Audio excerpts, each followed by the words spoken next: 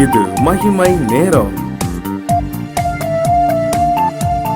பிரியமுள்ள மகிமை தொலைக்காட்சி நேயர்களே, இந்த மகிமை நேரம் நிகழ்ச்சியின் வழியாக உங்களை சந்திப்பதில் மிக்க மகிழ்ச்சி அடைகிறேன். ஆண்டவர் கொடுக்கிறதான இந்த நல்ல கிருபைகளை எண்ணி ஒவ்வொரு நாளும் தேவனை நான் ஸ்தோத்தரிக்கிறேன். இந்த வாரம் முழுவதுமாக பிலேமோன் நிருபத்தை குறித்தும் அதில் இருக்கிறதான ஒனேசிமு என்று சொல்லப்படுகிறதான சகோதரை குறித்து நாம் தியானித்து கொண்டு வருகிறோம். ஒனேசிமுவை குறித்து 5 காரியங்களை கடந்த 5 நாட்களில் நம்ம தியானித்தோம். அதே போல் இந்த பிலேமோன் நிருபத்தில் உள்ள பிலேமோனை குறித்து கடந்த மாதத்தில் நாம் தியானித்தோம். இந்த பிலேமோன் நிருபத்தில் 3 பேர் மிகவும் முக்கியமானவர்கள். 1 பிலேமோன், 2வது ஒனேசிமு, 3வது மிகவும் முக்கியமானவர் பவுல் இல்லை என்று சொன்னால் இந்த நிருபம் இல்லை. பிரியமானவர்களே, இன்றைக்கு இந்த 2 நாட்களும் பவுலை குறித்து நாம் தியானிக்க இருக்கிறோம். பவுல் என்ன செய்தார்? இந்த பிலேமோன் நிருபத்தில் பவுலுடைய பங்கு என்ன, அதன் வழியாய் நாம் என்ன கற்றுக்கொள்ளப் போகிறோம் என்பதை குறித்து நாம் சிந்திக்க போகிறோம். இந்த பவுல் முதலாவதாக கண்ணியத்தோடு கூட நடந்து கொண்டார். கண்ணியமுள்ள பவுல் என்று சொல்லி வேதத்தில் நாம் பார்க்கிறோம். இந்த பிலேமோன் நிருபத்தை பவுல் எதற்காக எழுதுகிறார்? ஒனேசிமும் தன்னோடு கூட இருக்கிறார். சிறைச்சாலையில் தன்னோடு கூட உடன் சிறைவாசியாக இருக்கிற அந்த ஒனேசிமோ பவுலுக்கு ஊழியம் செய்கிறார். அத்தி நேரத்தில் பவுல் அதற்கு மாறாக என்ன செலுத்துகிறார்? ஆண்டவருடைய அன்பை அவருக்கு கொடுக்கிறார். அந்த அன்பை இந்த ஒனேசிமு ஏற்றுக்கொண்டதனால், அந்த அன்பை இந்த ஒனேசிமு உணர்ந்து கொண்டதனால் அவர் இந்த ஒனேசிமுவை தன்னுடைய எஜமானாகிய பிலேமோனிடத்தில் அனுப்பும்படியாக எழுதப்பட்டதான ஒரு நிருபம் தான் இந்த நிருபம்.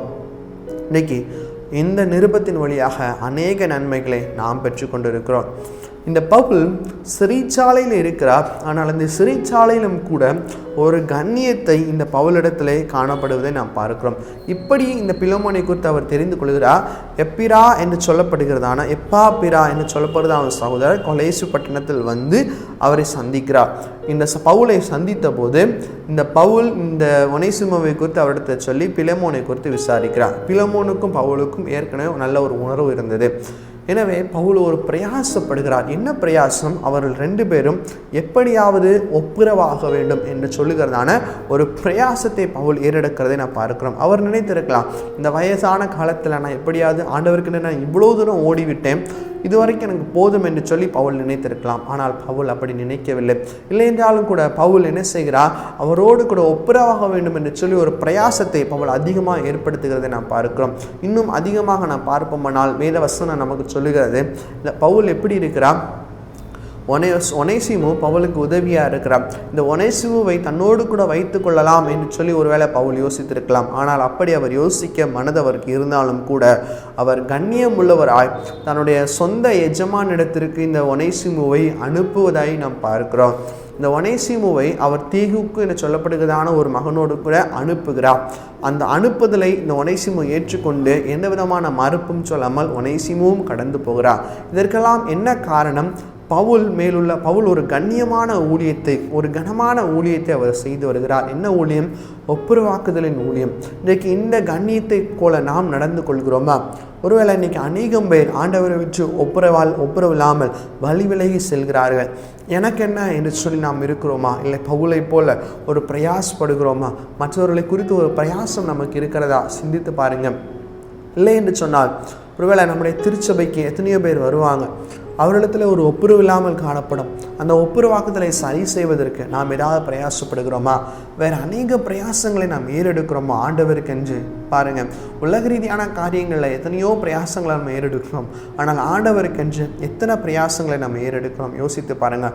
ஒப்புரவாக்குதலின் ஊழியத்தை இந்த பவுல் செய்கிறான். இன்னைக்கு நம்முடைய வாழ்க்கையிலும் கூட ஆண்டவர் இப்படிப்பட்டதான கண்ணியமுள்ள ஊழியத்தை செய்வதற்கு கர்த்தர் எதிர்பார்க்கிறார். பவுலை போல ஒரு கண்ணியமுள்ள சகோதரனை ஆண்டவர் தேடுகிறார். நம்ம இன்றைக்கி அநேகருடைய வாழ்க்கை எப்படி இருக்கிறது? ஆத்துமாக்களை தேடி செல்கிறவர்களை விட ஆத்துமாக்களை தன் பக்கம் பிடிக்கிறவர்களை அவர்கள் காணப்படுகிறார்கள். ஆத்துமாக்களை ஆண்டவருக்கென்று ஆதாயம் செய்வதை விட மனுஷருக்கென்று, சபைக்கென்று, ஊழியருக்கென்று ஆத்துமாக்களை அநேகம் பேர் ஆதாயம் செய்கிறார்கள். பிரியமானவர்களே, இப்படிப்பட்டதான ஊழியத்தை பவுல் செய்வதில்லை. யோசித்து பாருங்கள். அவர் மனுஷருக்கென்று ஆதாயம் செய்யவில்லை, தேவனுக்கென்று ஆதாயம் செய்தார். தனக்கென்று இந்த ஒனேசிமு அவர் ஆதாயம் செய்திருப்பாரானால் தன்னோடு கூட இந்த ஒனேசிமுவை வைத்திருப்பார். இப்படிப்பட்டதான ஒரு பிரயாசத்தை, ஒரு கடிதத்தின் மூலமாக ஒரு பெரிய பிரயாசத்தை இந்த பவுல் எடுத்திருக்க வேண்டிய அவசியமே இல்லை. ஆனால் அவர் யாருக்கென்று ஊழியம் செய்கிறார்? ஆண்டவருக்கென்று இந்த ஒனேசிமுடைய ஆத்மாவை தகுதிப்படுத்துகிறார். எனவே தான் தன்னுடைய சொந்த எஜமானத்திற்கு அவனை அனுப்பி அந்த இடத்துல அவனுடைய பங்கு இருக்கிறது என்பதை பவுல் உணர்ந்ததினால் அவனை அனுப்பி வைக்கிறார். தன்னுடைய சுயத்திற்காக பயன்படுத்தவில்லை. ஒருவேளை நீங்கள் யாரையாவது சுயத்திற்காக பயன்படுத்தி கொண்டிருக்கிறீங்களா? மனம் திரும்புங்க. ஆண்டவர் உங்களை பார்த்து சொல்லுகிறார், கண்ணியமுள்ள ஊழியத்தை நாம் செய்ய வேண்டும் என்று சொல்லி கர்த்தர் எதிர்பார்க்கிறார். ஒப்புரவாகுதலின் ஊழியத்தை யாரையாவது நம்ம இன்ஃப்ளூயன்ஸ் பண்ணி கொண்டு இருக்கிறோமா? யாரையாவது நம்ம தூண்டி கொண்டு இருக்கிறோமா? நம்முடைய வார்த்தையினால தேவையில்லாத தூண்டுதல், ஆண்டவருக்கு என்று தூண்டினா பிரச்சனை, வேற தேவையில்லாத தூண்டுதலை நாம் செய்து கொண்டு இருக்கிறோமா? யாருடைய இருதயத்தையாவது நம்ம கடினப்படுத்தி வஞ்சகப்படுத்தி கொண்டிருக்கிறோமா? அப்படிப்பட்ட காரியம் நாம் செய்து கொண்டிருப்போமானால் நாம் கர்த்தருக்கென்று பிரியமுள்ள ஊழியக்காரர்களாக இருக்க முடியாது. நம்ம யோசித்து பார்ப்போம். இது ஒருவேளை நீங்கள் ஊழியர்களுக்கு மட்டும் என்று சொல்லி யோசிக்கலாம். இதை கேட்டுக்கொண்டு இருக்கிற எல்லாரும், ஒவ்வொரு சகோதரர்களும் ஊழியக்காரர்கள் எல்லாரையும் பார்த்து ஆண்டவர் சொல்கிறார், நாம் செய்கிறதான ஊழியம் எப்படி இருக்கிறது? நமக்காக நம்ம என்னுடைய சாஃபிஸ்டிகேஷன் என்று சொல்லி ஆங்கிலத்தில் சொல்லுவாங்க, என்னுடைய தேவை, என்னுடைய ஒரு பயன்பாட்டுக்கு மாத்திரம் நான் ஊழியம் செய்கிறேனா, இல்லை மற்றவர்களுக்கு ஆண்டவருக்கென்று ஆத்மாக்களை ஆதாயம் செய்கிறதான ஒரு ஊழியத்தை நான் செய்கிறேனா? யோசித்து பாருங்கள். ஒப்புரவாகுதலின் ஊழியம், கண்ணியமான ஊழியத்தை பவுல் செய்தார். நாமும் அப்படிப்பட்டதான ஊழியங்களை செய்ய கர்த்தர் எதிர்பார்க்கிறார். ஒனேசிமு ஒரு பயனுள்ள பாத்திரமாய் மாற்றப்பட்டதற்கு காரணம் பவுல். ஒனேசிமு ஒரு பெரிய ஊழியக்காரனாய் மாற்றப்பட்டதற்கு காரணம் பவுல். ஏன் என்று சொன்னால், அவர் தன்னோடு கூட வைத்து கொண்டிருப்பாரானால் இப்படிப்பட்டதான காரியம் சம்பவித்திருக்குமா என்பதை கேட்டால் நமக்கு தெரியாது.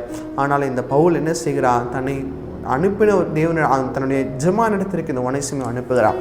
கர்த்தரும் இன்றைக்கு நம்மை குறித்து கூட அப்படித்தான் சொல்கிறார். ஒனேசிமுவை போல நாம் இருந்தால், ஒனேசிமுவை போல இன்றைக்கி எத்தனையோ பேர் காணப்படுகிறாங்க. அவர்களிடத்துல போய் ஒப்புரவாகுதலின் ஊழியத்தை, கண்ணியமான ஊழியத்தை செய்வதற்கு கர்த்தர் நம்ம எதிர்பார்க்கலாம். அதற்கு நாமே அர்ப்பணிப்போம். ஆண்டவரிடத்தில் நம்ம ஒப்பு கொடுப்போம். ஆண்டவரே, இந்த கண்ணியமான ஊழியத்தை எங்கள் ஊழியம் உடைய பார்வையில் கண்ணியமாய் காணப்பட எங்களுக்கு கிருபை செய்யுங்க என்று சொல்லி ஒவ்வொருவரும் கர்த்தரிடத்தில் கேட்போம். கண்களை மூடி ஜெபிப்போம். எங்களை நேசிக்கிறதான நல்ல பிதாவே, அப்பா, அவனை நோக்கி பார்க்க கர்த்தர் செய்த கிருபைகளுக்காக அவங்களுக்கு நன்றி ஆண்டவரே. இந்த கண்ணியமான ஊழியத்தை நாங்கள் செய்ய கிருபை செய்யுங்க. எங்கள் ஊழியத்தில் உண்மையாய் நாங்கள் இருக்க கிருபை செய்யுங்கப்பா. ஒப்புரவாகுதலின் ஊழியத்தை நாங்கள் செய்ய கிருபை செய்யுங்கப்பா.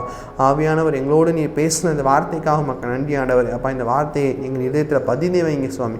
இது அப்படி செய்கிற கிருபைகளுக்காக உமக்கு நன்றி. உமக்கே துதிக்க மகிமையை எடுக்கணும். நீட்பராமேஸ்வரன் ஜெபிக்கிறோம் எங்கள் நல்ல பிதாவே. ஆமென், ஆமென்.